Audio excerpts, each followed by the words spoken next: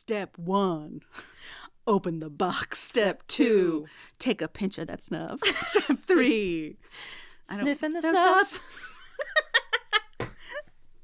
Books. Books. Books.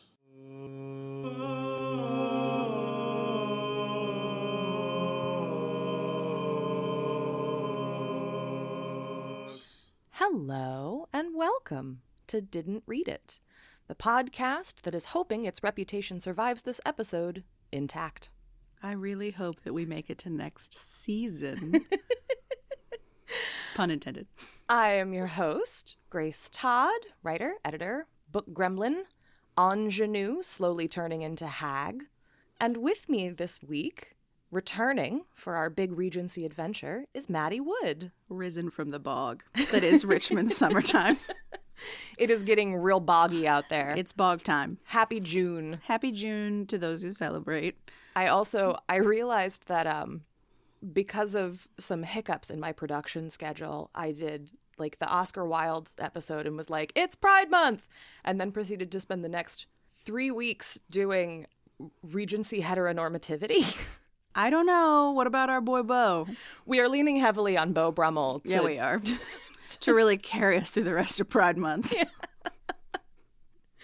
But, you know, if there's one thing I know about all of us, not quite straights and not straights, it's that at the end of the day, we do kind of love a juicy, gossipy, high costume drama. Oh, my God. Yes. We love a period piece. So I'm sorry and you're welcome. All at the same time. We contain multitudes. Maddie. Grace. Where are we? What is happening?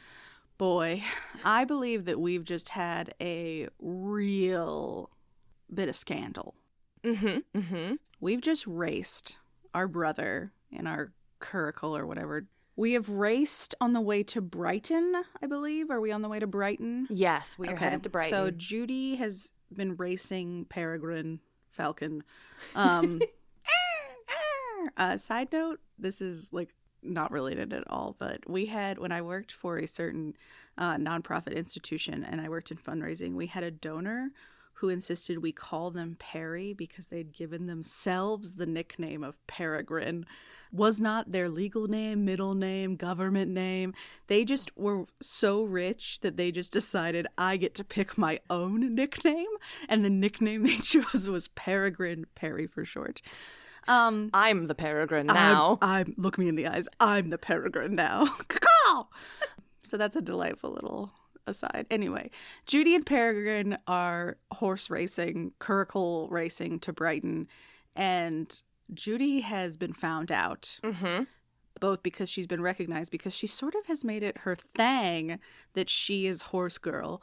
And the Lord Earl of Worth, that's right, because it's all about our self-worth, finding worth in a man, has found her out and is dressing her down in the stalls of this inn. And she is like, I have irrevocably up.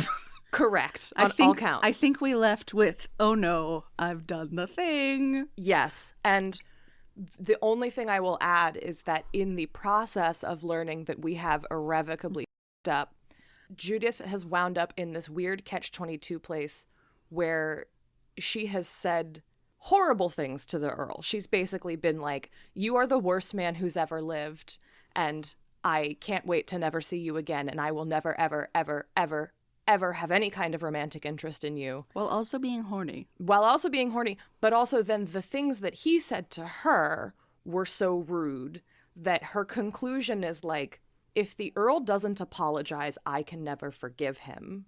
And if I don't apologize, the Earl can never forgive me. What a quandary. And obviously neither of us will ever apologize. Ever. The end. So end. I guess I'll just marry my cousin. Kinda, yeah. Who might be trying to kill my brother. Who knows? Who's to know? So that is where we've left it. I am in this horse stall. I'm in this so it smells so bad. I'm closing my eyes. The smell is overwhelming. The smell from all these mighty chestnuts is making my eyes water.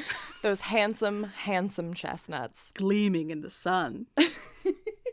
This horse flesh. You all right over there? You seem like you're getting a little worked up. Is my face red? Just thinking about these chestnuts. Woo! So, we arrive in Brighton, and we are so ashamed, just bathing in shame. But also, are we pissed? Are we like, or have we moved to full shame at this point? We've moved to full shame. Okay. Like, the minute she gets back. How Catholic of her. I know, indeed. And Really embrace that shame, Judith. And her reputation. Bye-bye. Bye, Felicia, to your reputation, Judith. Ta-ta. Because we get to Brighton. I bet Brighton is a buzz. Brighton is a buzz. With the goss, the hot goss that is Judith alone, unchaperoned, raced her curricle. You've got it. You understand. Whew. Lady Whistledown would have a fit. This is another square on the Regency bingo card, I think. Pull that card out, everyone. I hope everyone's ready to play. And it takes a while for all of that. Like, that builds over the next couple of chapters. Like, people keep staring at her weirdly in public, and people are getting increasingly rude. And, like, is she getting cut? Well, not yet. People are just gossiping. And it's not that she's getting cut. It's that men keep staring at her in a way that is deeply inappropriate. To the point where Captain Audley almost fights somebody. And they're just imagining her ankles. They are thinking so much about her ankles. And her hair, which was a muss. Just devastating. Bedroom curricle hair. Well, it's all that bouncing. Ooh. That horse flesh really does it for you. Who doesn't want to get bouncing in a curricle? I mean, it's true. Who doesn't want to show up somewhere looking just a muss? If the curricle's a rocking. Don't come a noggin. Hey. We should have been Regency shock jocks. Anyway. Oh my God. That's my new podcast idea. Regency shock jock. Coming to a streaming platform near you. 1811.9. Whoa, whoa, whoa, whoa, whoa. The Prince Regent's favorite station. I'm taking notes. Taking notes, everyone. Please leave it in the comments if you would become a shock jock fan. What would the shows on a Regency shock jock? I think what would the segments be? I think there would be like some kind of modiste rating. Oh, I think there would be like slipper time. I think there would be gloves galore. Horse content. Definitely horse content. Horse racing, horse selling, horse reviewing. I think there would be some talking about the different clubs. Yeah. There'd be like a club hour. People calling in to offer their thoughts on the wars on the continent. Exactly. You get it. The governess hour. You're writing the content for me. Something snuff. Oh my God. Yes. Snuff Saturdays. Snuffs. Welcome back to Snuff Saturdays. I'm your host, the Earl of Worth. Welcome to my snuff room. Very quick, and this actually ties in. One of the little asides we get because of Georgette's relentless research. When Perry gets to Brighton, he finds out that all of the Corinthians, which is a Regency slang term that basically means jock, they all have telescopes that they use to watch the bathing machines down by the seaside to see if they can catch, like, a stray ankle as the women get out of the bathing machines and into the water. And Perry is like, I'm buying a telescope. Perry buys a telescope. There he is. And Mrs. Scattergood calls him a useless, vulgar boy, and his defense is basically like, well, I didn't see anything. It was money not well spent. But it's nice to know that there was a Regency equivalent of an upskirt photo, ? No surprise. None whatsoever. No surprise. Also, I think we should bring back calling people Corinthians. I like that. Yeah. I also want a bathing machine. Are you familiar with the bathing machine? I am. It just is such a fun name. It is. I mean, I would love to go to the seaside and be, like, rolled into the ocean with my little hut. You have a place to sit, put your things down. Bring back the bathing machine. Bring back the bathing machine. Shark Tank. I'm kind of... Oh, Regency Shark Tank. Oh, my God. That is another podcast I could do. I'm kind of surprised that very, very rich women have not brought back the bathing machine. Like, can't you just see... Like some kind of very sleek, all-white pod. Yeah. Like, can't you just see, I don't know, like... Jettisons you into the ocean. the Kardashians being rolled into the sea at some resort in their own little... Jeff Bezos' pod. ex-wife. Yeah. Oh, yeah. And she She'd has be the money one. for it. All right, so we're in Brighton and we're getting lots of side-eye. We're getting stared at. Men are being extremely forward, including a couple good friends of the Prince Regent. And Judith is like, I hate this. This is so uncomfortable. And we hate when the Earl is right. She goes to a party, right? Because they're not being totally shunned. It's just that the men are being terrible to her. They're like, oh, I know that you're wild. And the first party she goes to, it says, the evening provided her with a fair sample of what she guessed she would be obliged to endure until her escapade was forgotten. Several dowagers eyed her with a good deal of severity, and her particular friends seemed to have agreed amongst themselves to behave towards her as though nothing had happened, which they did so carefully that her spirits sank lower than ever. The gentlemen saw the affair as a famous joke. They were ready enough to talk of it and to applaud her daring, and the boldest amongst them quizzed her with a kind of familiar gallantry which galled her pride beyond bearing. To make matters worse, Mrs. Scattergood bemoaned the results of her imprudence all the way home, and prophesied that the evils of such conduct would be felt for many a long day. Getting a good Scattergood burn in there at the end. Mrs. Scattergood would be so fun to cast in, like, a film adaptation of this. Yes. I like that her friends are just trying to be like, nah, girl, no one's talking about it. Nah, they just are talking to you because you look so hot in that dress. Well, and, like, you know when you're a young person and you, like, up or something, like you're at a party and you make an ass of yourself and then your friends just don't mention it. Like, that is such a accurate... Yes, it's something that still happens to this day. Like, oh, we're never gonna talk about this. I'm not gonna call you out on it, but we're never gonna mention it again. Yeah, no, just shh. What party? Shh. What? I wasn't there. I was dead that night. But despite this, she's invited to a party at the Prince Regent's pavilion. Ooh. Now, we spend a lot of time talking about the details of the Prince Regent's pavilion. No shock there. It does not exist anymore. It was apparently insane. Are you familiar with this? No, I'm thinking of, like, the biggest, fanciest gazebo I could ever think of. No, it's like a castle. Oh. So he built, they call it the pavilion, but he built himself this, like, summer palace in Brighton. Love it. That was apparently bonkers. If you put a sort of Orientalist fetishized interpretation of like a mosque in a blender with an Orientalist interpretation of a Chinese palace with like Versailles. I don't like any of the things that you're saying. Like everything about the way this was just extra. This is like the most extra place that you've ever been. It is bonkers. There are turrets. There are galleries. It's apparently huge, and just every conceivable surface is covered in decor, and it's a weird mishmash of European and Asian. Proof that money doesn't buy taste. Very much so. Yeah. All right.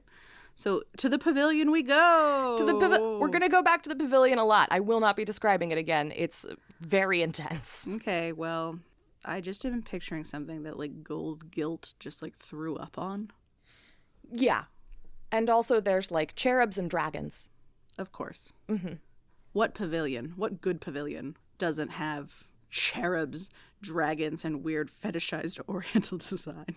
Yay! Hooray! We're not the worst. This is exciting, right? You know, the Prince Regent is like, you exist. Or it should be exciting. It should if you're not Judith. If you're not Judith, and also like one of his brothers hadn't already tried to make you his one legitimate wife. Correct. Cool. Is that brother there? I don't think that brother is there, but there's just other brothers. There's so many siblings of the princes. Okay. But on their way to the party, before the party, guess which cousin shows up in town?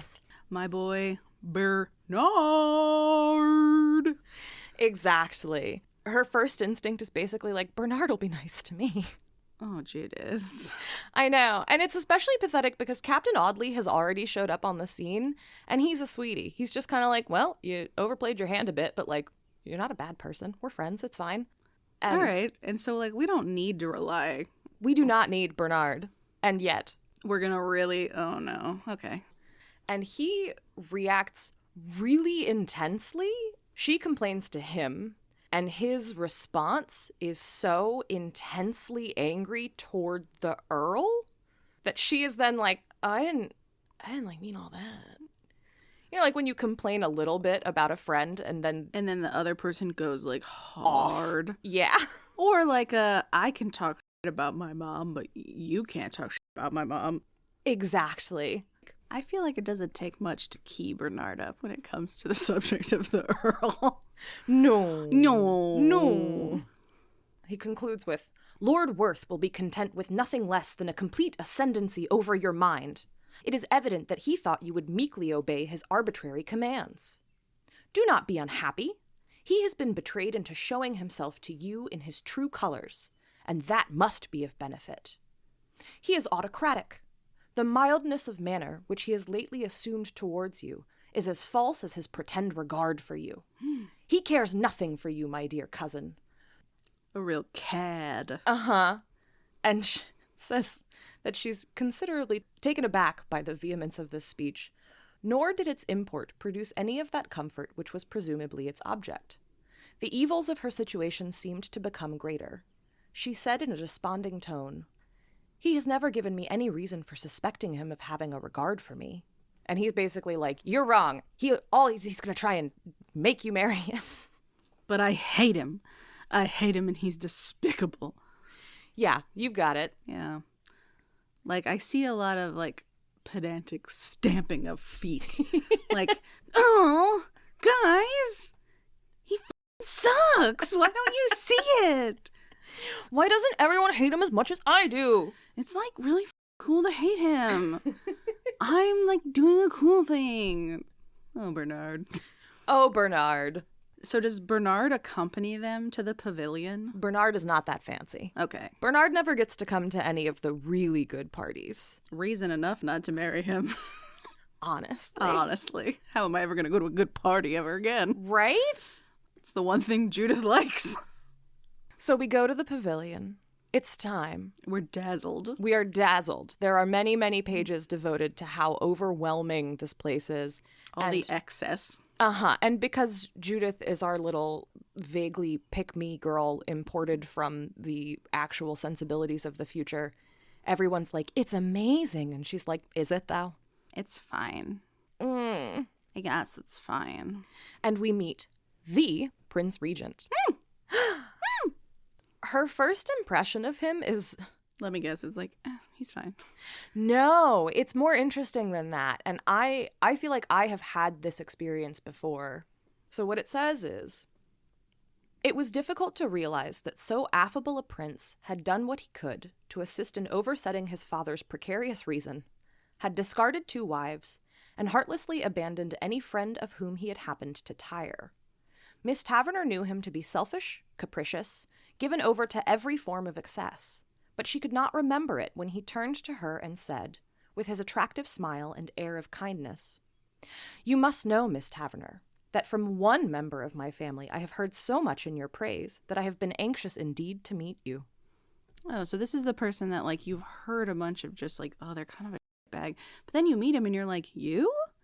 Like, you seem great. And it's just charm, right? That's right. just charm. Yes. And I have 100% met people as minorly as like people who are low-key Richmond famous, you know? And you've heard a bunch of bad things about them, and then you get into a room with them and you're like, oh, this is how you get away with it. Oh, I see.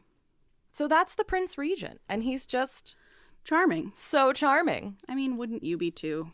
I would be a lot more charming in a general sense if I had more money than God and de facto control of what was at the time like the largest empire on the planet. Sure, lots of reasons to be charming. Lots in your favor, charm-wise. It's a lot easier to be charming when you're not waking up in the middle of the night being like, ooh, how am I going to pay these bills? He's never felt that. Never once. Not once. And thankfully for all of us, at this first party at the Prince Regent's, guess which of our besties we get to see? Let's bring out old Beau. Yay! Bring out the Brumster. Beau Brummel comes in for the emotional rescue because Georgette Heyer was either right on with her time or ahead of her time in being like, what my conflicted female character needs is a gay bestie to outsource her problems to. And here he comes. I bet he loves the pavilion. He walks up to her. She's like gazing at the ceiling. And he says, "Spellbound, Miss Taverner?" And she starts to like kind of verbally stumble. She's like, "Yes, indeed. It is all very, very beautiful. Quite extraordinary." And he's making a face and she finally goes, "You don't like it either." And he's like, "I thought you said it was beautiful." And she's like, "Well, it must be because everyone else likes it." And he says, "Have you heard me express myself rapturously over it?" You know, and he's like, this is some tacky nonsense. Yes, this is some extra tacky ass shit. And then she's like, "So you've probably heard I'm in trouble." You probably heard I've misstepped. And I like, because he 100% bails her out and he winds up sticking up for her in an important way later. And like, what do we think about the this proto example of the queer bestie straight woman dynamic? Is it ahead of its time or is it just a bummer? Oh, I think I kind of like it. Fair. Maybe I say that because this is an interesting trope that doesn't get carried into current day Regency romances. Oh, that's a good... Not that there aren't examples of it, but they are few and far between. And for this to be like the OG thing that all other Regency romance are kind of prototyped on, to miss this character is interesting. Sometimes it gets recycled, but as like a dowager who's like in Bridgerton, yes, basically, right? Yes. Yeah. So sometimes this like wise, kind of bitchy, but kind of fun, it's almost always an older woman instead. And I find it much more interesting in Beau Brummel's character, but that doesn't get carried through into current day. Hetero romances, in my experience, are overwhelmingly hetero. It does feel like in the romance genre, any queer desire, any queer representation is sort of penned off into queer romance, and like never the twain shall meet. Yeah, I think that's just now starting to change. That's good. It's been a while since but definitely not in the Regency. I'm not seeing it in the Regency category in particular, but in other romance categories I am seeing more like either poly dynamics, and not in just like a horn doggy porn kind of way. Because you're very right. Like that would have been like, oh, that's a queer romance, and that goes over there. And so the fact that I read something fairly mainstream the other day, and it was very involved, like heavily involved, was interesting. But it was not a Regency romance. It was like some silly hockey-related thing. That's fascinating. Also, for the record, in real life, Beau Brummel is rumored to have been having an affair or had an affair with the Prince Regent. Even better. Which Georgette was not bold enough to make the Prince Regent anything but hetero, but that's very funny context for everything that happens from here on out. But Beau's most important role here is that he sweeps in and she's like, "I f***ed up." And he's like, I heard. I am aware. And he says, "If you think my advice of value, I have some for you." He flicked open his snuff box in his inimitable way and took a pinch. "Drive your phaeton," he said. "You are really very stupid not to have thought of it for yourself. Upon every occasion and where you would be least expected to do so. Did I not tell you once, Miss Taverner, never to admit a fault?" Dig those heels in, girl. Don't back down. And that's what he told her when they first met, right? Like, if you're going to do the thing, if you're going to buck expectations, you got to commit to the bit. You can never ever back down, because the moment you show any kind of shame, they've got you. Which is actually great advice for life. Everything. Every situation you could possibly be in. Beau Brummel. So wise. A queen. Truly. And so that's her evening at the Prince Regent's. She almost faints at one point, which I think is a cute little metaphorical, like perhaps the tippy top of society is a bit much for Miss Taverner. She can't hang.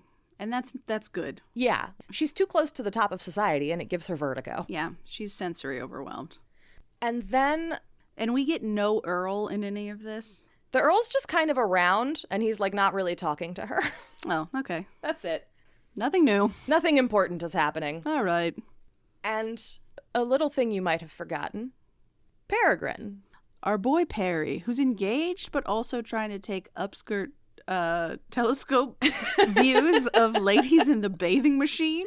Well, he gave up on that pretty quickly. I think the implication is that he wants to be a bad boy, but he doesn't actually mean it. We all know a 19-year-old like that. Boy, do we ever. He has been waiting to set a date, right, for his marriage. He's like, I want to get married. Let me get married.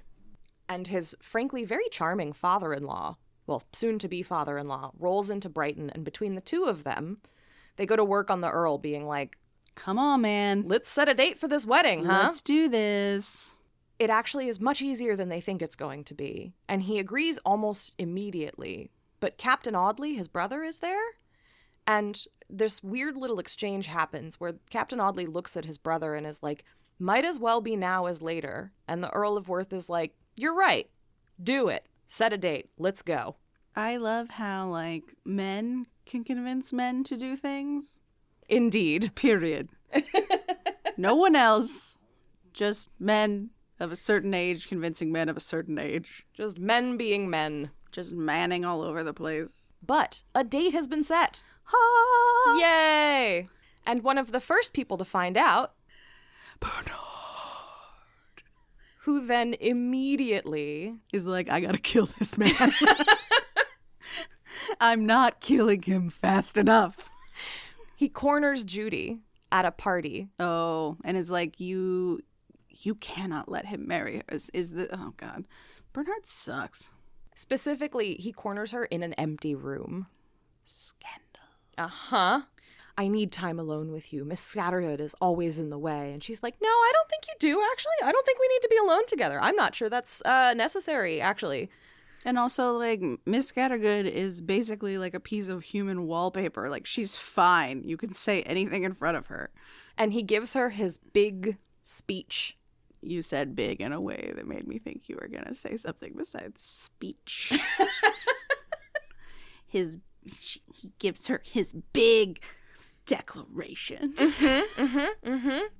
He gets her alone. She's like actively trying to get away, and he's like, too bad, I've cornered you. I have things to say to you, and you're a woman, and you're going to listen. Exactly that. He says, then let me speak now, for I can no longer be silent. Judith, dearest, sweetest cousin, is there to be no hope for me? You do not look at me. You turn your head away. God knows I have little enough to offer you. Nothing indeed but a heart that has been wholly your own from the first moment of setting eyes on you. I cannot continue so, be the event what it may. I have been forced to see others soliciting what I have not dared to ask. But it has grown to be more than a man may bear. Judith, I entreat you, look at me. What, you don't love that? That didn't turn you on? I am dry as a desert. I know I'm broke and I can't offer you a position in society. But please, just look at me. Just look at me. And also, you've repeatedly said you just want to be friends. But why will you not gaze upon me? Feel bad for me. I'm sad and poor. We're getting some really interesting nice guy representation. I was about to say, this is the nice guy trope. Yeah. Or meme, or however. This man's wearing a fedora. 100. Yeah, this is a hundo P. This man has a fedora at slightly a cock and is ready to tip it to milady. I hate this man.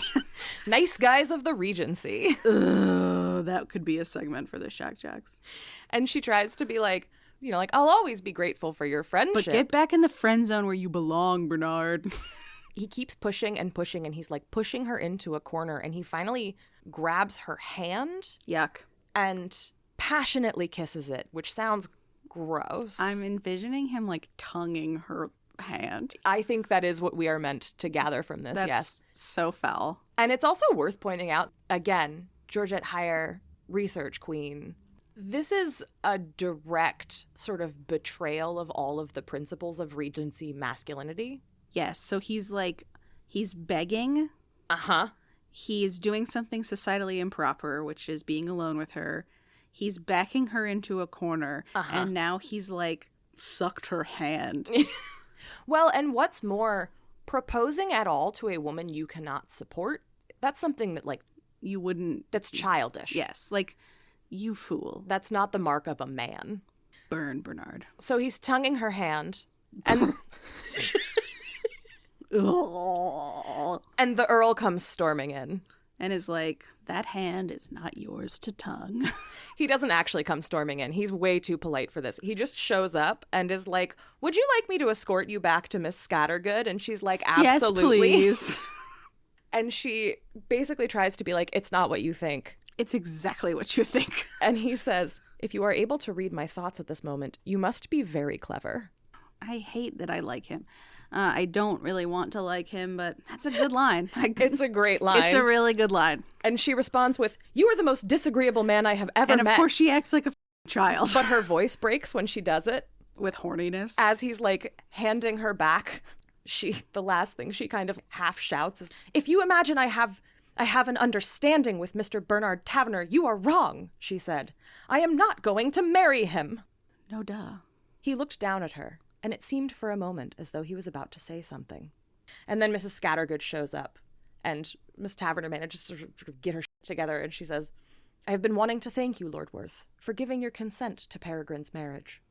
You have nothing to thank me for, he replied rather curtly, and bowed, and stood back to let the carriage move forward. How do we feel in this moment? All right, we are about to go galloping toward the finish line. How do we feel? What do we think? There's two important tropes in this one. This is a slow burn because we have like 2 chapters left or something like that. Yeah. And an enemies to lovers. Yes. So this is the OG enemies to lovers and a slow burn thrown on top. Is there a trope for like the circumstance thing? Like the thing where he's her guardian? It doesn't have as much of a following as like enemies to lovers is like one of the top romance novel tropes. Yeah, people love it. We hate each other, but we're horny for each other. That's like myself included.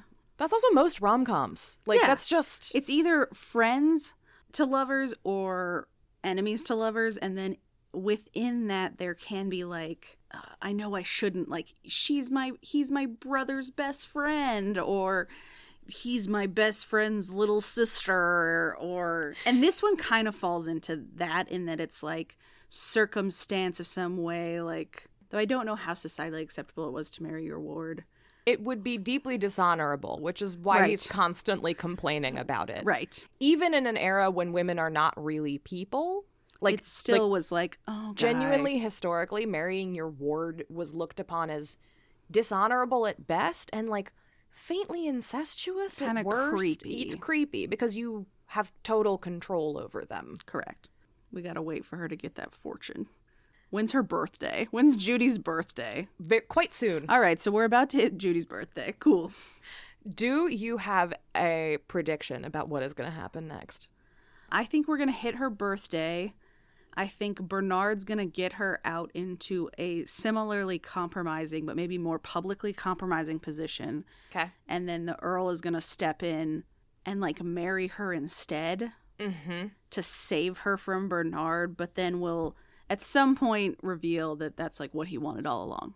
Okay. Are you ready? Yeah, let's do it. The Earl of Worth kidnaps Peregrine. Oh. Oh, like for a bachelor night, for a stag night? No. He gets him alone, drugs him. Oh. Drugs his groom. You remember there was that groom that Bernard had him hire? Yes. So Peregrine has had 2 grooms this whole time. And Judith doesn't like one of them because he's this like kind of rough and ready former boxer. The one that Lord Worth hired, or Earl of Worth hired. Maybe. We see him talking to him. And, we don't see him talking to him specifically. This connection has not been made.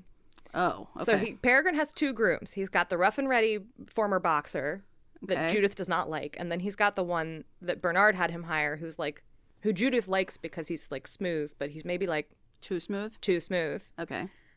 The Earl of Worth intercepts Peregrine on the road and is like, I have paperwork you need to sign. Come back to my office. Then gives him drugged wine, drugs the too smooth groom, bundles both of them up into a carriage, and then has the other groom smuggle them out of his house in the dead of night. Is this like I know Bernard's going to try to kill him, so I'm going to keep him safe because if I ask him to do this, he won't listen to me? All right. We don't know. I am flummoxed. And Captain Audley is helping, by the way. Captain Audley is there. I'm going to... Okay. And the conclusion is Captain Audley calls his brother a damned cold-blooded devil. And Worth says, possibly. Nevertheless, I am sorry for the boy. But the date of his marriage being fixed was his death warrant. He must be put out of the way. And really, I think I have chosen quite as kind of way of doing it as I could. Oh. Georgette really keeping stuff spicy until the very end. Good for her. Because normally this is the point you hit in the book where it's kind of like, okay, I know exactly what's going to happen. Yeah. I kind of set you up on that one, but... You did, and I'm here for it. The groom and Perry are being smuggled off to, like, a port, and that's all we know. Ship him off. And the Earl gets them sort of off into the night, and then goes to the big ball that's happening at the Prince Regent's house, where Judith already is. Looking stunning. Oh, yes. We get a lot of wardrobe, I bet, on that one. And is she like, where is Perry? Is Perry supposed to be there? Perry's supposed to be there, but he hasn't showed up yet. This is not yet a cause for concern. Probably gambling. Yeah, exactly. He's probably off. He's having drinks, whatever. Playing whist. And so Miss Taverner and Mrs. Scattergood are at the Prince Regent's palace. We get a whole note about how Mrs. Scattergood can't think poorly of the Prince Regent because, quote, he was the fairy prince of her girlhood. You know, it's like what we were talking... He's like Prince Charming for her whole life. Yes, exactly. And as we know, and an he's... actual prince. Exactly. And he's very charismatic in person. We get some more literary content. Mr. Lewis, the author of that celebrated novel Ambrosio, or The Monk, is there and is apparently weird.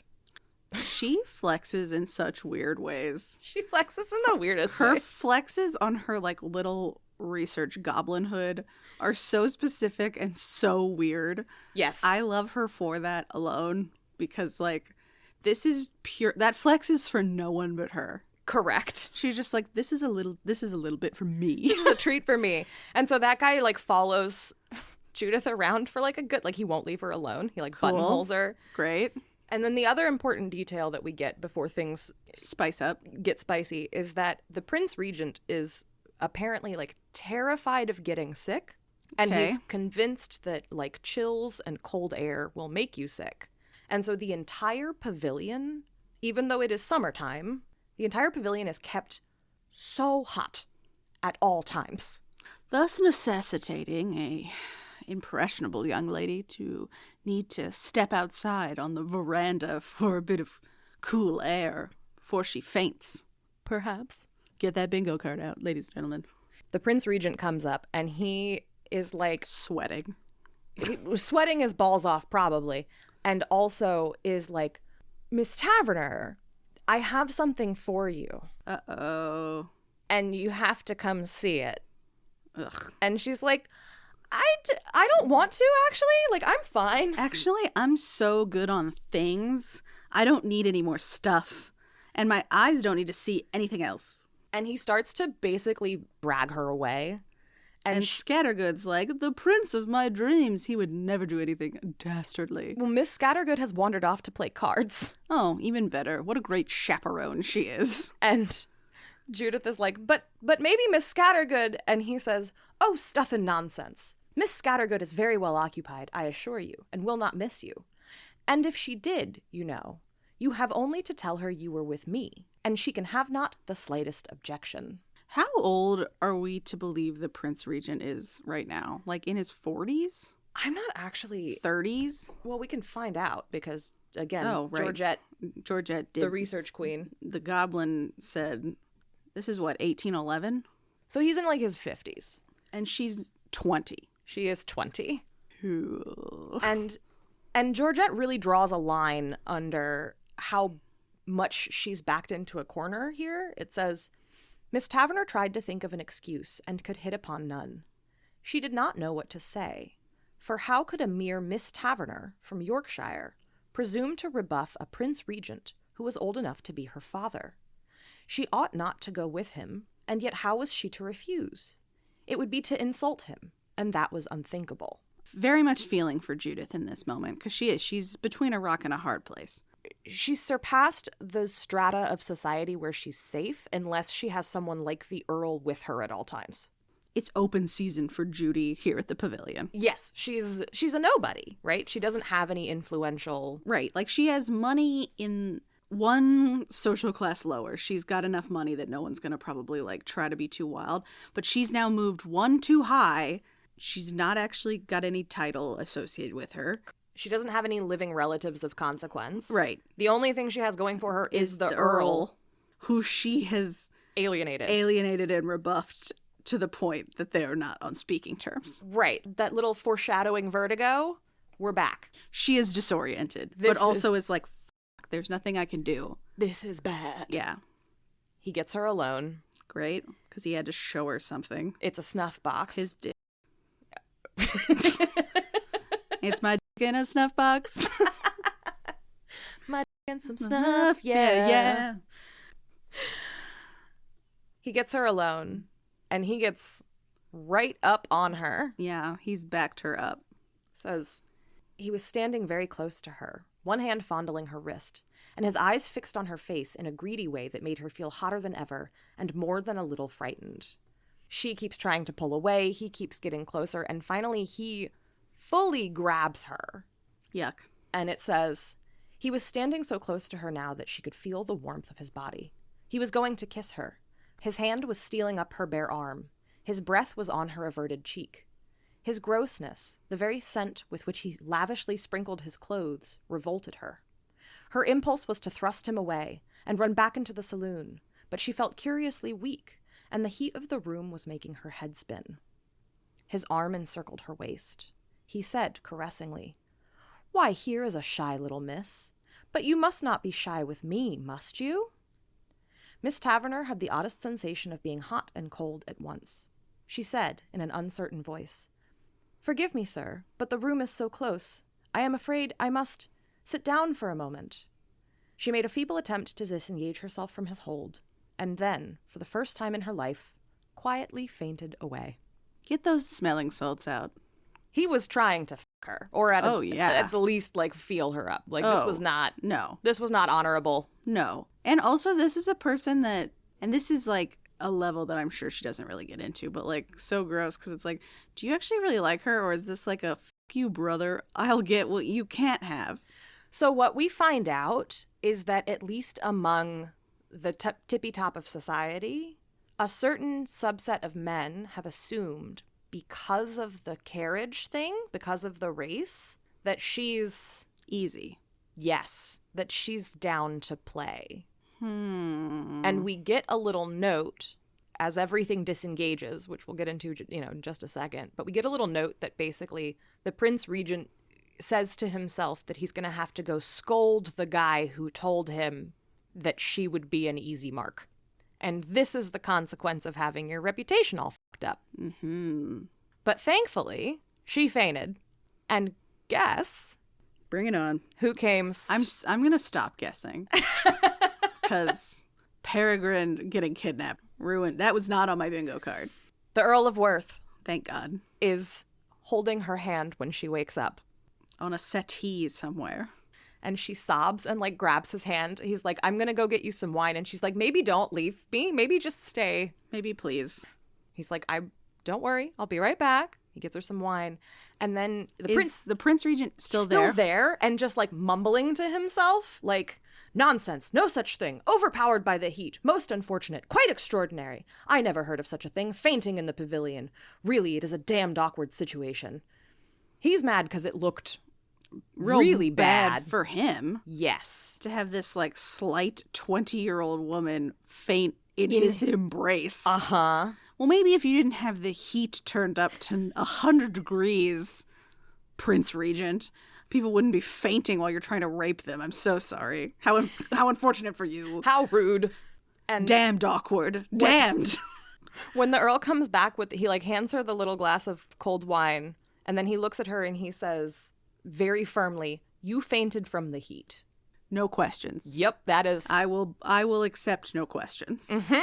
You fainted from the heat, and now we're gonna get you out of here.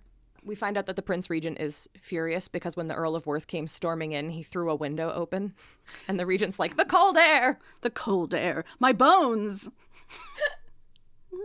My mitochondria!" And yeah, this is where we get the Prince Regent's conclusion. How could he guess that the girl was such a prudish little fool? McMahon, to whom he would have something to say presently, had grossly misled him. And as for that damned fellow Worth, not concerning himself with his ward, that was another one of McMahon's unforgivable blunders. So not only has everyone decided that she's maybe easy, but also that Worth doesn't give a shit about her. Correct. So she's basically like the ultimate sitting duck of like slutty and uncared for. Like lamb to the slaughter. Yeah. Again, Georgette is giving us a lot of credit as readers. This is where we, I think, are meant to realize that the Earl has realized that he has also f***ed up, because he should not have let people conclude that she was unprotected. The aloofness took a step too far. And now she's almost paid the like ultimate consequence for not only her choices, but also his disregard. And that's why the first thing he does is snap at her for going off by herself with the Prince Regent. There, that makes sense. Mm-hmm, yep, that's on track. Uh-huh. We're back on track. I know what's happening. And she is basically like, what option did I have? Like, what do you expect me to do? How am I supposed to reject the Prince? Why don't you go yell at Scattergood, my chaperone, who's out here playing whist while I'm about to get raped? Pretty much. And then they get into a pitch perfect romance fight where, you know, he's like, while I have authority over you, I must and will censure such conduct. And she's like, you're determined to despise me. And he's like, I determined to despise you? I haven't forgotten what you said to me that day. And she's like, well, I haven't forgotten what you said to me that day. And she starts to cry. Oh. Which she never does, right? No, she is like the firmest of upper lips. Mm-hmm. And so this is going to undo him. That is exactly what happens. Yes. You must not cry, Clorinda. That is a worse reproach to me than any I have bestowed on you. Swoon. Swoon. Swoon. They have like a sweet little moment. But, importantly, he offers for them both to forget everything they said to each other that day in the inn. And she says, if you please, I am aware, have been aware from the start, that I ought not to have driven myself from London as I did. And he says, Miss Taverner, I am seriously alarmed. Are you sure that you are yourself? Oh, sass. Swoon. Okay. Uh-huh. And we get a little, like, tete-a-tete, borderline tearful giggle. And she says, I am not sufficiently myself to quarrel with you tonight. Provoke me how you may. And he concludes, this is what ends this chapter. Poor Clorinda, I won't provoke you any more, I promise. Okay. Let's get these horn dogs together. Anyway, Perry's missing. Right. Oh, right. Back to the fact that he kidnapped Peregrine. Lest we forget, as I just did. Poor Perry. And his maid, his groom. So Peregrine's missing. Judith is freaking out. Fair. Her only living relative. The Earl of Worth is like, he's a young, dumb man. He probably just went off to go get drunk and didn't tell you or something. It's fine. Calm down. And we get a scene that is just Beau Brummel and the Earl of Worth. Oh. And Beau is like, who's the heir to Peregrine's fortune? And the Earl of Worth is like, his sister. And Beau's like, like, interesting little tidbit there, my lord. And they do some wordplay where it's like, well, it would take a lot of resources to get rid of not only a man, but a man, a groom, a tilbury, and a pair of horses. And Beau Brummel's like, how long have we been friends? And this is adorable because he's like 18 years ago, and Pope Brummel's like, nonsense, that would make me 34 or 35. I'm not a day over 30. Shocking. But over the years that I've known you to be a man of considerable resource. I've seen you do a thing or two. But you're a friend of mine, and I don't feel like they neither of them says it outright, but it just really comes down to like, I don't know, man, I've known you for a long time. But like, could it be you? You're certainly capable. Right. And you certainly have motive. And it would certainly make Bernard look bad. A lot of lingering side eye. There's a bunch of back and forth, right? Perry is missing. People keep telling her to calm down, and then she goes to Bernard. She's freaking out. I mean, fair. Because no one will take her seriously. And then even when they do sort of start taking her seriously, because Peregrine's been missing for like a bit, no one will do anything, and they keep Bernard and the Earl of Worth basically keep telling her to like, it's okay, calm down. He's fine. And then the last thing you need to know before we really wrap this thing up, Captain Audley intercepts Bernard. Like on his way to somewhere? They conclude, like, well, someone needs to go back to London. So the Earl of Worth goes to London, and Bernard allegedly goes to London, and they're both supposed to be, like, trying to figure out what happened on, sort of on Judith's behalf. Yeah, I bet Earl of Worth's working real hard at that. So hard. And Bernard, for that case. He also wants him dead, so... Captain Audley runs into, big square quotes, Bernard in Brighton, and basically invites him into a tavern for a drink. And is also like, what are you doing here? Aren't you supposed to be in London? He doesn't point that out. Oh, okay. And they're drinking, and remember that Captain Audley has the injured left hand. That's right. Okay. And so he goes to pour them wine with his injured left hand and spills it all over his breeches. And as he is patting his breeches dry, a piece of paper falls out of his pocket onto the floor. And Bernard snatches it up before he can get to it. And he says, "Am I to wish you joy, Captain Audley?" he asked in a measured voice. "I had no idea you were contemplating matrimony, but since you carry a special license in your pocket, I must suppose the happy day to be imminent." The captain took the paper from him rather quickly and stuffed it back into his pocket. "Oh, Lord, no," he said easily. "It is not for me, my dear fellow. A friend of mine is about to be married, and charged me with procuring the license." And what's that friend's name? So, Peregrine is still missing. Okay. Judith is losing her mind. Fair. She goes to the post office to see if she has any letters from the Earl of Worth, who again has disappeared and has not written to her. Like, she has had no contact with him at all. This is cool. She's coming back from the post office. Bernard comes running up to her. Little tattler. Here comes Bernard. He's like, "I've found Peregrine." What? And she's like, "Oh my God, you must take me to him at once." And he's like, "Absolutely. I have a carriage with me. Hop on in. Let's go get Peregrine." And she's like, "I should probably go back to the house first and tell Miss Scattergood." And he's like, "There's no time for that. Get in the carriage." Do you want to see your dumb brother or not? Uh-huh. Guess who doesn't know where Peregrine is? Guess. Anyone.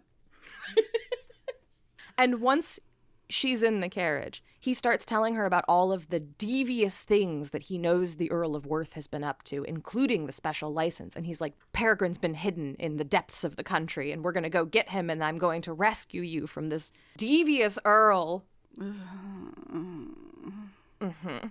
He gives her this whole lecture about how the Earl of Worth was going to off her brother and make her marry Captain Audley so that the brothers would inherit her whole fortune.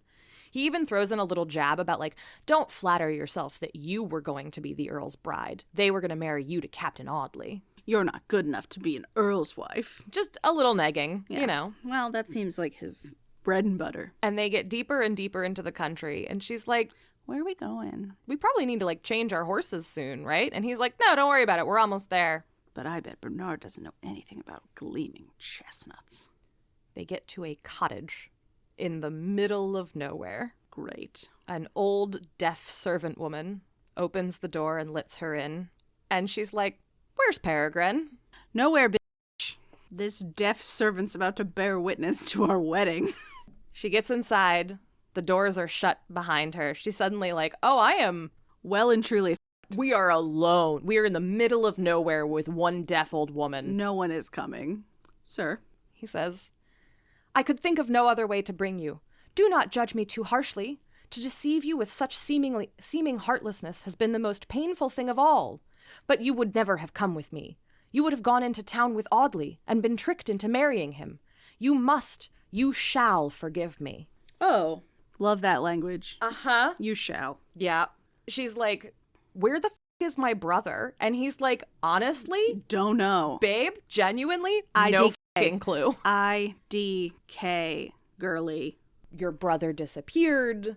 Captain Audley had the marriage license. I need you to marry me because I need your money. I would have been nicer about this. But you really put me between a rock and a hard place, babe. Yeah, 100%. He's like, well, my hand was forced because your brother disappeared. I didn't know what the hell was going on there. You were clearly about to marry one of the Worth brothers. Right, like I really wanted to be more nice guy, gentleman tip of my fedora, but you really didn't leave me much option, did you? Indeed. Because this is all her doing. And she says, whatever you have done, I can forgive if you will only tell me Perry is not dead. And he says, I do not know. It was not I who made away with him. Perhaps he is not dead. If you marry me, we will... And she's like, I will never, like... No if about this, sir. This is a hard no. There's a back and forth. There's a point where he's like, you don't have to fear me. And she's like, I don't fear you. I hate you. Right, like I'm not scared of you. I just hate you. I shan't deny I need your fortune, but my love for you is real. Too real to allow of my doing anything now that could set you more against me. I am aware of how much I have injured my own cause by this step I have taken. It is for me to show you in what respect I hold you. I shall not presume even to touch you without your leave, even though I must keep you here until you promise to marry me. And until I tongue your hands again. And she says, you will not get it. I assure you. I'll die in this house before I marry you. Ah, but you do not understand. You have not considered. Judith, do you know that a fortnight, a week, spent in my company, hidden away from your friends, must make it impossible for you to refuse? Your reputation would be so damaged that even Worth himself must counsel you to marry me. Like the prototype for the dice guy. Yeah, absolutely. Like, this is, and I mean, not to think that that is like a new trope, because like that person has existed for as long as I'm sure people have existed, but just a real bummer. The OG nice guy with the power of Regency societal mores behind him. Yeah, gross. He gives her his little, I've just absolutely fucked you over speech.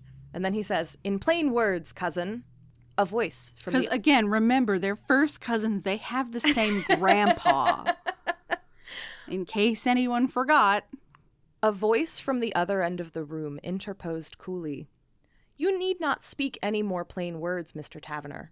You have said quite enough to compromise yourself. The Earl of Worth was seated astride the windowsill at the back of the room. He was wearing riding dress, and he carried his gloves and his whip in his hand.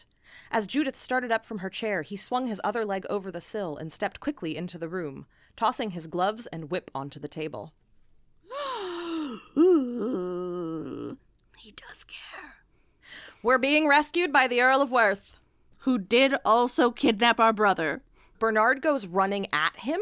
It sounds like with a little bit of a shriek. And Judith's like, oh my God, he's going to push him out of the window. And the Earl of Worth punches him very hard in the face and just... is like, nope. Correct. Shut it down. And he's about to beat the shit out of Bernard. And Judith is like, don't like beat him to death. Right. Like maybe don't commit murder. Yeah. Though I am into it from an honor hoardiness perspective. Well, and now just start ticking your bingo boxes as we go, right? Here they come. He looked down at her, and the expression that had frightened her died out of his eyes. I beg your pardon, Clorinda, he said. I was rather forgetting your presence. You may get up, Mr. Taverner. We will finish this when Miss Taverner is not by. Because she's a lady, and I respect her as a lady, unlike you, disgusting perv. I'm capable of violence, but very particular violence that ends as soon as it makes you uncomfortable. I'm Liam Neeson. I've got a particular set of skills. And she's like, he said it was you who kidnapped Peregrine, and he's like, he's absolutely right. I did do that, but only to keep him safe, because Bernard was trying to kill him. So he kidnapped Peregrine and sent him on a 2-week cruise on his yacht. What a time to be Peregrine. Just to get him out of the way. Can I be Peregrine? Could someone kidnap me and put me on a yacht for 2 weeks? He's basically like, Peregrine woke up with a headache and a letter explaining everything, and he's been on a cruise. Again, I would tag team in for Peregrine at any moment. Because I knew that the minute Peregrine vanished, Bernard would panic and overplay his hand, although I did not necessarily register that he might kidnap you. And take you to a home with only a deaf woman. We find out that the rough and ready boxer groom is the Earl of Worth's plant, who has been doing everything in his power to keep Peregrine alive. And if this were a movie, I feel like that is where we would need a montage of this poor, beleaguered boxer just like knocking Peregrine out of the path of danger. Yes. Every 10 minutes. In my mind, the groom is played by Tom Hardy. Yes, exactly. Yes. And Peregrine is played by Timothée Chalamet. Like a sick, stupid Victorian child who can't take care of himself. So Tom Hardy, his good-hearted, rough and ready boxer groom, must take care of him. I cannot imagine Timothée Chalamet as like a himbo, though. That's true. That's fair. He's too brooding. That's fair. Who's a current wafy Eddie Redmayne? Oh, okay. That's a good one. Mm-hmm. That's a good one. And just Tom Hardy, like, pushing him out of the way of bullets constantly. Correct. Yeah. Like, even grabbing him by the scruff of his neck as he walks into traffic almost to get hit by a carriage. Not even a plot there. He's just dumb. That is exactly.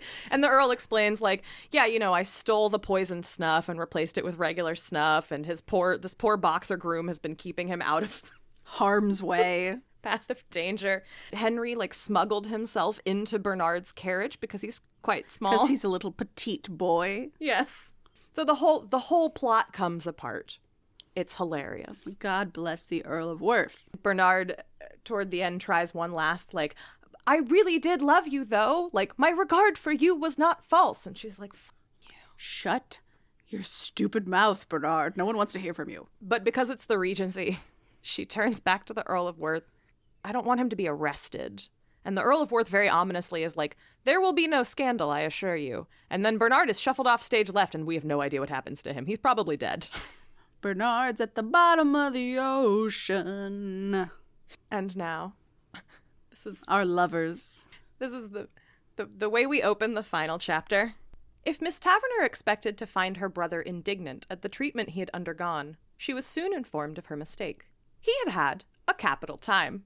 Nothing could be like it, he told her over and over again. I must have a yacht of my own. Peregrine's like, I don't even consider this a kidnapping. This was a gift. We get, like, a stag week on the cruise yacht. We get, like, 4 full pages of Peregrine talking nonstop. Like, he's started using, you know... Oh, as he started using, like, he doesn't really understand the nautical terminology that he's learned, but he's just peppering it into phrases like... Correct. Yeah. You know how when sometimes 19-year-old men find a new interest, they make it their entire personality overnight? He is now nautical himbo. He's so nautical that as much as they were worried about him, Judith and Miss Scattergood, when he's like, oh, I should probably go see my fiance, I guess. They're like, please go. Turn starboard out the front door. Even when he was not recounting his adventures, his conversation had a nautical flavor. He talked of crowding all sail to Worthing, of bringing to and hauling his wind, and of making out a friend at cable's length. An empty wine bottle became a marine officer. Landsmen on board a ship were live lumber, and a passerby in the street was described as being round as a 9-pounder. A number of sea shanties being sung loudly and inaccurately all over the house finally alienated even Mrs. Scattergood's sympathy. And by 11 o'clock on Thursday, nothing could have exceeded both ladies' anxious solicitude to set him on his way to Worthing. Please go. Sing your bad shanties elsewhere. Now, most importantly, she's turned 21. It is her birthday. There it is. It is her birthday, and here it comes. She has not seen the Earl since he rescued her. He just, like, vanished. Yeah, he vanished again. Because he's probably tumultuously dealing with his feelings towards his ward and needs to stay away from her until she turns 21. It is the day after her birthday. Here it comes. He shows up. Romance. And immediately Peregrine is like, can I buy a boat? Hey, Dad, kind of? Because remember that he's still his guardian. Correct. Even if he's not hers. Correct, because he's like 19. And what follows is basically, like, we're at the end, right? He proposes, they kiss, but there's no good way to explain this, but Judith and the Earl of Worth are having their, like, beautiful come-together proposal moment, and Peregrine is, like, in the room the whole time, being like, can I have a boat? I found a boat. I want to go buy this boat. Can I buy this boat? Yes, this is a familiar tale to me in my own life, which is that my now husband proposed to me on our couch, and as he was kneeling in front of me, proposing with the ring in hand, our dog shoved his snout up through our joined hands and was like, hey, what about me? You got a little ring-a-ding-ding for me? And that is Peregrine. Peregrine is the ultimate golden retriever energy of like, hey, I'm so not self-aware. And the Earl of Worth is finally like, you can have anything, you can buy 6 boats, just get the out of here. Just please shut up and leave this room. Retire from this room, Perry. Is there an epilogue? No. Okay. But the closing is, like the last thing they say is about Henry. Oh, yes, please. Give me some of that. Give me some tiger energy. My dear, said Miss Taverner, rather perturbed, you should not have told Peregrine to go to Southampton. He is quite capable of setting out immediately. I hope very much that he may. If I had had the presence of mind, I would have told him to take Henry with him. I am persuaded they would find themselves a good deal in sympathy. Henry will be even less pleased at the news of our engagement than Peregrine, and almost as hard to silence. Because again, remember, he's like 12 and thinks girls are yucky. Indeed. When I think of Henry's views on my sex, I am astonished at your daring to propose to me at all, said Miss Taverner. I hope you are not offended by the circumstance of Perry not liking it extremely. He will when he knows you better, I promise. The Earl smiled. No, I am not offended, he said. I was prepared for worse. I am consoling myself with the reflection that your brother's way of receiving the news cannot be more unflattering to me than my tiger's opinion of it will be to you, my darling. So, like, oh, so romantic an end to be like, my brother and my tiny child groom aren't in favor, but love you. I think it's kind of underlining the fact that in a weird way they're both like low-key parents. Like, yeah, it's a more adult relationship. They have these dependents, these like little babes they have to take care of. And that's the end of Regency Buck. Whew, what a whirlwind. What a time. What do we think? Georgette. I loved it. Genuine twists. And that, especially I think in the romance, and this is where it's interesting given like when she wrote this, if you want to talk about a stereotypically predictable genre, romance is definitely it. Yeah. And so the fact that she managed to get a couple good like twists in is actually very impressive. I now want Bridgerton to include more kidnappings. Yeah, there's wholly not enough kidnappings happening in Bridgerton. Like, I do not agree with that weird... There was that essay that came out that was like, why is Bridgerton just about rich people and dances? And it's like, okay, that's the point. That's what the genre is. Right. But also, like, you're being far too reductive if that's the only thing you're getting out of it. Correct. But I could do with a kidnapping or two. It would be fun. Yes. I mean, it does actually, like, ironically enough, occur a decent amount in the genre. Kidnapping's a pretty common, like, trope in some form or fashion. Be it, like, legitimate kidnapping or, like, big, heavy air quote kidnapping of, like, I'm taking you to my house in the country and you can't come home until you decide to do X. Pretty common. Well, because they're very common in the source novels. The romances that were written contemporarily in the period, in the 17 and 1800s, featured all of these kind of high melodramatic, the duels. Very damsel in distress, high drama. Duels, kidnappings, the whole 9 yards. Men on the highway who are going to take your carriage, like all that kind of stuff. A lot of like women almost getting assaulted, but not getting assaulted. Never actually because getting they're assaulted. so pure that the man who's going to assault them Couldn't even dare to do it. Yeah. Which is Laughable. bad.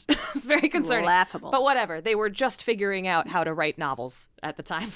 So we'll give them, I guess, the benefit of the doubt. I suppose. I guess. But so what's so interesting to me about this is Georgette did not invent the romance novel, but she basically invented the contemporary Regency romance. Yes. And had a very strong hand in just kind of creating the contemporary romance writ large. And what's so interesting to me about this is that I think the reason it is successful is because she is projecting a 1920s and 30s flapper-influenced feminism backwards into the Regency. Where there would have been none of that. Correct. But because of her, that is another common Regency trope, is the, like, blue stocking. Well, that's what works about it. Like, that is the formula that made the Regency romance. And it's very specifically, I think, the 20s and 30s feminism. You can't do right now feminism. You can't do like, I want you to do chores and stuff. But what you can do is that sort of like, women should read more than, they should have hobbies. They should, like, have interests that aren't just embroidery.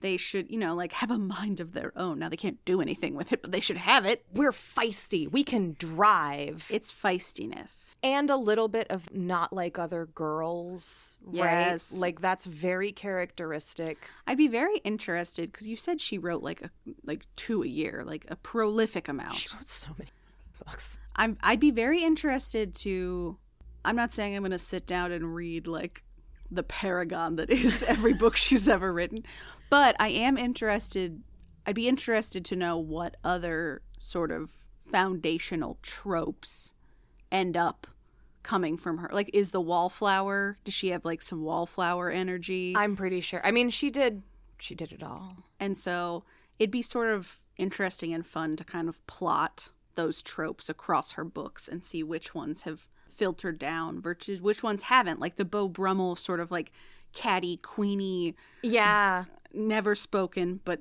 queer-coded best friend doesn't really show up in current day. It has transitioned into matron, rich, independent, wealthy widow. Yeah, and it's... So I have nothing against romance. I used to review romance novels. I am aware. Yeah. I think romance as a genre is great, but I do get the impression, especially from the books that I was reading when I was reviewing, is that the relentless nerdiness of hair has been, I think, watered down quite a bit. It's no longer as common. People are not interested in these like really, really like pinned to historical events romances. And I think that's kind of a bummer, I guess, is partly what I'm saying. Because, like... I do think that's a bummer. I think that some of that has transitioned itself out of Regency, but still exists in historical romances. Fair. Like, I think you could look at, like, Outlander. Well, sure. I think it still exists, but I do think it's less common. Julia Quinn, who's the woman who wrote all the Bridgerton books, those books are at this point, like, I think at least 15 years old. And they have some, not true historical, but they are pretty detailed. Yeah. And so when I think about ones that are being written like now versus even 15 years ago, it's watered down even more. You also have a lot more people that I think are writing across subgenres.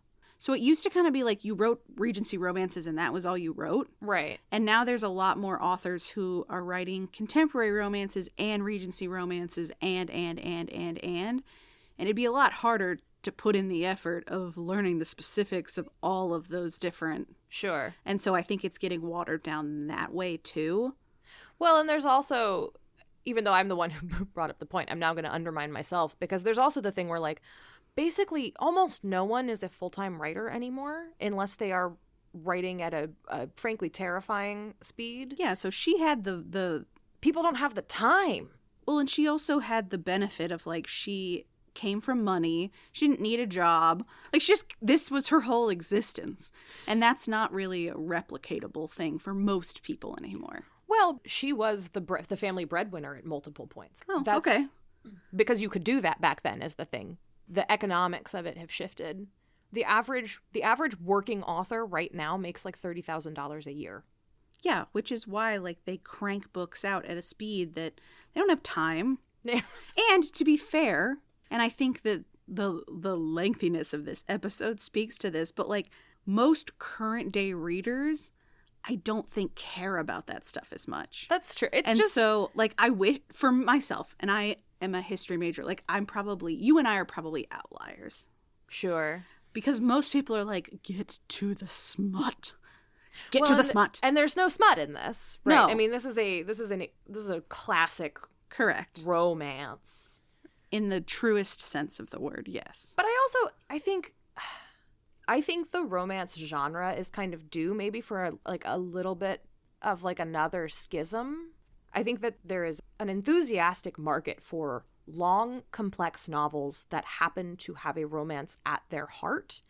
And there is a large and enthusiastic market for quick, very readable smut. Correct. And I think treating those two things like they are the same genre isn't fair to either. No, and what has happened, or what I've noticed, is those folks who want the long, like drawn out, yes, it's a romance, and there's probably some smut in it, but there's also a lot of plot, and like a lot have almost entirely seemed to go into the kind of like fantasy realm in some ways. Like I'm thinking of like Court of Glass and Thorns kind of stuff, the Fourth Wing. It's like romance fantasy. Sure. There is a portmanteau for that word. Rantasy. I hope it's not that. Fomance. I do think it starts with an S or with an F. I think it's phantomacy. I don't know. Anyway, I feel like that phantomacy. I'm haunted by a phantomacy. I'm having a problem in my phantomate area. I rode my phaeton to the phantom doctor. I've got a case of phantomacy. I think those people, though, for the most part, have either by choice and like the trends have just followed, or have all been driven more into that like sub sort of romance fantasy where they're at least getting much longer books, series. Sure. And there's much less of that in just like regular romance, quote unquote romance, or even Regency. Like Bridgerton's a good example of a series that's based on the family.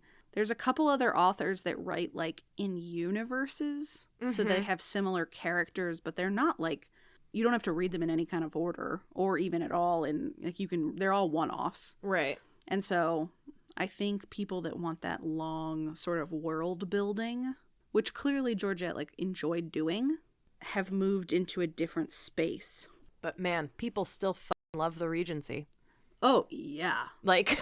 It's a way, I think, even for people who really identify as current day feminists to still scratch some like weird lizard brain itch of like, I want to be dainty and be like swept away, or like, you know, I want someone to like, I think, you know, you see a lot of the Bridgerton stuff right now. It's all about these like grand romantic speeches. And like in your whole life, has anyone ever made a grand romantic like speech declaration to you? Not one I actually wanted. Well, that's always it, isn't it?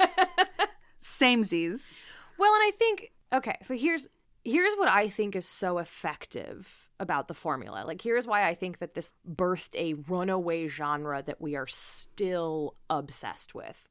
So the Regency was like a high point of the English aristocracy. It basically doesn't get any better. Correct. It was very brief because it turns out aristocracies are bad. Wild. But it was this shining golden moment from the perspective of the aristocracy themselves, where they had nothing to do and everything was coming up Millhouse. And also like all of the power, all of the money, all of the control. But so much leisure was the thing. Like the unabashed leisure. Like by the time you bump forward into the Victorian era, the rich people are pretending like they have to do stuff. And they're also a lot more gender divided, right? This is the height of like, I don't even, like even second, third, fourth sons, I got nothing to do. Yep. I'm a painter. I write. I travel. My hobbies are my personality. Right. This Ken travels. Like, yeah, and they have nothing to do. They have nothing to do except be obsessed with marrying each other. When you take that and then you specifically insert anachronistic values and morals into it, the real fantasy that you're getting is like, sorry to the women who came before me, but I'm built different. Like, yes. the fantasy you're selling is that you can have the estate and the wealth and the leisure, but because you are the anachronistic protagonist, you are above it, but also worthy of it by virtue of your out-of-place morals. So you get to have this like really delicious fantasy where you are passing judgment on the confines of society, but still being thrown up against them in a way that makes it interesting. And reaping all the benefits of them.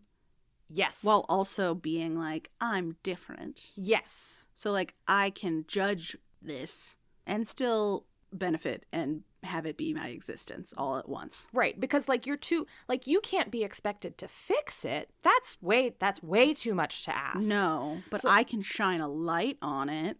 You're too good to be culpable of it, but you're so good that you deserve all the best parts of it. And so as readers from the future, we feel good about the protagonist getting all of the trappings of these things because she's better and different and special.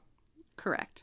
But the problem is that, to my mind, one of the lasting problems with the Regency genre, these were written for women in 1935. Correct. And we allowed the entire dynamic of that formula to set itself in stone in 1935. And just persist. And we've just kept it pushing.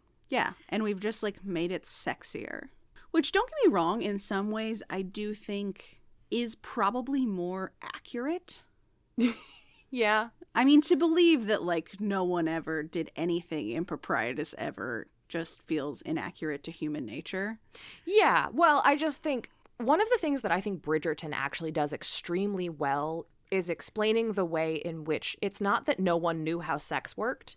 It's that this vanishingly small subset of young women were kept so ignorant and so isolated from everything around them that they had no idea what was going on. The men all knew what was happening. The married women all knew what was happening. People were definitely having extramarital affairs all over the place. But the young women at the heart of what is a standard Regency romance plot, in the dark. No fucking clue. In the dark. Like, absolutely. Like, in this current season, when the Featherington sisters, it turns out they, like, literally don't know how to attempt to conceive a child. Correct. And one of them's been like, yes, we've been having sex. And it's just that they've been making out and he's been, like, jizzing in his pants. Yes. Like that. Yeah. But also, I think, probably fairly indicative. Yeah. Imagine getting to the age of 1 and 20 and having no idea. I can't. That's so frightening. Well, I mean, that's a world that people are trying to bring back. It's a world that a lot of people still live in. Don't get me wrong. Like, that is, if you live in a very closed society. Sort of like the first season when the cousin that comes to town gets pregnant and they're trying to figure out how. And they're like, is it catching? And their mom, like, won't let them go in the same room with her. Yeah, I mean, I think that I don't know, I do think that we're almost at this point where, like, romance, to your point, needs to kind of, like, split in that there's so much of it that just has no plot and it's just, like, quick smut reads. Yeah. Which is great. If like, that's what you want. Go for it if that's what you want.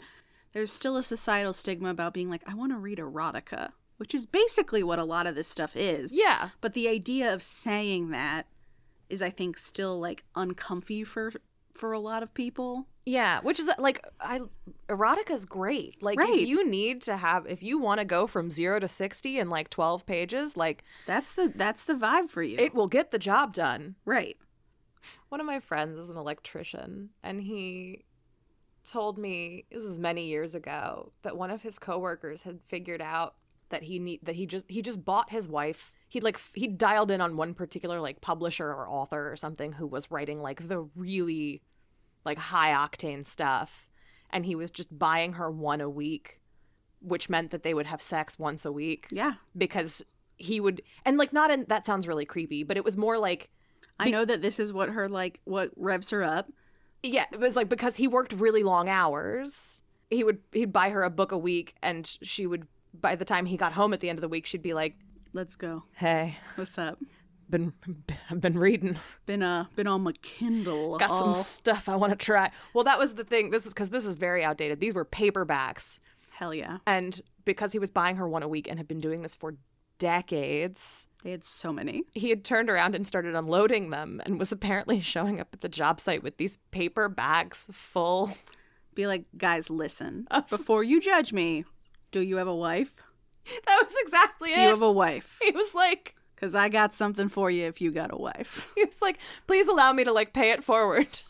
This has helped me tremendously. This saved my marriage. Would anyone like a sack of Would romance anyone paperbacks? like a Food Lion plastic bag of questionably wrinkled page Regency romance novels? Anyone? All right. What are our closing thoughts on the Regency romance? You know, this is like a hard for me to hate because I read a lot myself. These are like my bread and butter. Like, to me, this is the equivalent of what I call in TV a palate cleanser Sure. or background noise. Because like I've read so many of them, I don't have to pay super close attention. Mm-hmm. I know pretty much what's going to happen. They have like 6 total plots. And like it's just some combination of 6 different plot points. But they're entertaining enough. Mm-hmm. And I don't have to focus on them at all. So they're like a nice little treat for my brain. Do you feel like you have a better understanding of the genre now that you have seen where it was born? Yeah, I mean, it's very fun to like see its birth through this Regency book, which I wish had any other name. I wish it had any other name. The winning formula of like 30s flapper in Regency society, it's hard to beat. Like, it has flaws, right? And All romance novels are problematic in their own way. in their own special way. And I don't purport to read them and be like, this feels good as a feminist. But sometimes your brain just needs like some fluff. Like it needs candy to just palate cleanse, especially when the world's on fire and you're just like, my brain needs a soft place to land. But also, like, my God, does it work? It works so well. That's the other thing is like I wouldn't have been doing it for the last 20 years if it wasn't so effective. I will say, and like, I'm like, oh, maybe I'll pick up like, I'm very interested to see, like I said, what other tropes show up. I tried to capture this, but it's not easy to do reading aloud versus on the page. But like, if there's one, okay, Georgette, She seems funny. incredible history nerd, also hilarious. Like, her capacity for writing witty, cutting dialogue is what makes her books shine. Which is the hardest part of finding a good one. Because, like, the dialogue is normally where it fails. I wouldn't say that she's like Austen level, but she is up there. Her dialogue is so fucking good. These people are so funny. They're so clever. And that's partly how you can kind of tell it's out of like it's got that 20s, 30s, like Dorothy Parker. A little, like, tete-a-tete kind of. like. Yeah. And I told him. Honestly, they're so fun. That's the thing. Like, they're fun. And, like, my capacity to sometimes want to read something I know will be good but not fun depends on the season of life. I just sometimes have more capacity for than others. Other times it's also just like, I know my husband's always astounded, but like I can sit down on a Sunday afternoon at 4:00 and I can be done with a new book, a new Regency romance by the time I go to bed. Oh yeah. Like, I'm a fast reader, yes, but like they fly by. They fly. So Georgette also wrote murder mysteries, Ooh. which were apparently panned for the plots being like really predictable. Well, because she was putting all her plot effort into these. I want to track one down and read it. I've never read any of them. I'm just so curious. Yeah, I do think I'm going to try to rustle up. I mean, if she was really writing that many of them. There are so many. Right. And they're constantly being reissued. Like, every generation appears to rediscover her on their own. And they're like, oh my God. This bitch? I love this. I also wonder if you were to dig into those mystery books, would you find other tropes? Though I don't think she was probably as seminal of a... No, I think she was the Agatha Christie of romance, but I think Agatha Christie was the Agatha Christie of detective novels. She was the Agatha Christie of Agatha Christie. But she was very much the Agatha Christie of romance. Like, that is... Everything dials back to her in a way that is undeniable. I wonder if they knew each other. It's roughly the same timing would work time out. period. It can't be like an overwhelmingly large community. I need to find this out now. But very enjoyable. Good. I'm glad. I thought it'd be nice to just, like, take a break with something silly. That's a little fluffy. Because the next novel we're back to World War I. It's time to make everyone sad again. Here we go. Yay! Look, I gave you a nice fluffy June, and now it's time to think about the military-industrial complex July. It's Sad Times July. You're welcome. Start a new quarter if you follow a July to July. Start a new fiscal year. We're starting a new fiscal year thinking about the military-industrial complex and its consequences. Or is that a surprise? That's going to be a surprise. Oh, okay. Anything else you would like to share or say before we... No, that was delightful. My brain is fully fluffed. Thank you so much for being here with me. Of course. Happy to be here. Thank you all for being here. Just a reminder, if you would like to help me continue making the show, we do have merch now at TeePublic. We have some very fun t-shirts. Apparently, TeePublic has been emailing me somewhat relentlessly. You can get hats now. So you can rock into summer with a Didn't Read It hat. Protect your beautiful face from the sun while you read on the beach with a hat that says, "Annotate me, Daddy," or "Failing to maximize my potential," or "Metatextual," or a pinup lady with a book instead of clothes. All of these are winners. The shirts are very cute. Thank you. Yeah, everyone go buy one. Please, I would appreciate it. But, if you're not in a position to, I understand, and would also appreciate you, share an Instagram post or tell a friend or leave us a review. All of it helps. All of it. Support the pod. I would appreciate it. But, more importantly, if you can, this week, this month, this pay period, consider supporting a living author, because they could really use the love. Bye. Bye-bye. Didn't Read It was created, written, recorded, and edited by me, Grace Todd. You can follow the show on Instagram or Twitter at Didn't Read It. Our theme song is Books, written, performed, and recorded by William Albritton. For sources cited and a full list of episodes, you can visit us at didntreaditpod.com. If you enjoyed the show, please consider leaving us a review. It makes a big difference, and we appreciate it immensely. If you did not enjoy the show, we are accepting applications for a full-time nemesis at didntreaditpod@gmail.com. Special thanks to Black Iris Social Club in Richmond, Virginia, and to Pesca Trio Publishing.